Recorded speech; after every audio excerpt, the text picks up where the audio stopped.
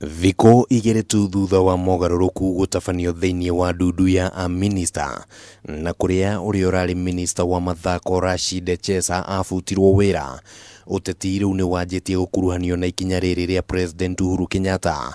Rĩu ambunge amwe makĩorota president nĩ itua rĩrĩ. I'm only challenging the president to tell us that does it mean he doesn't want us?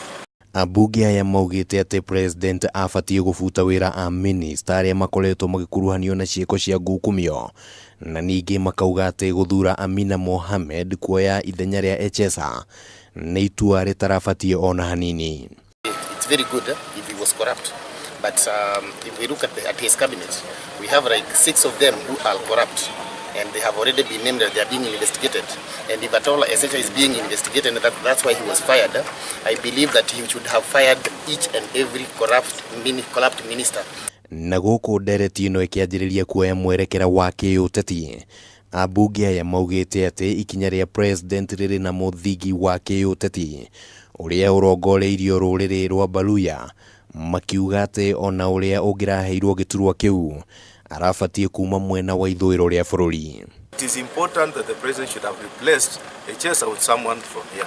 If he was unable to work with Echesa, does not mean he's unable to work with me. He's unable to work with Mheshimiwa Shinali. He's unable to work with Mheshimiwa Titus Hamala here.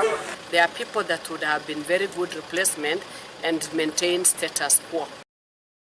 Muthenya wa ira Echesa nĩ araugire nĩ etĩkĩrĩte itua rĩa president kuona nĩwe wĩna mahinya ma gĩgatiba kumuhena kana kumufuta wĩra.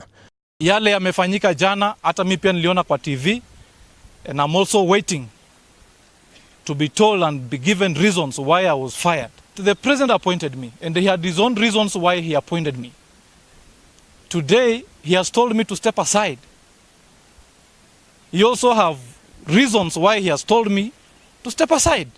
Handũ-inĩ ha mohoro ma Kameme TV, rĩtwa rĩakwa nĩ Kimani wa Ngũnjiri.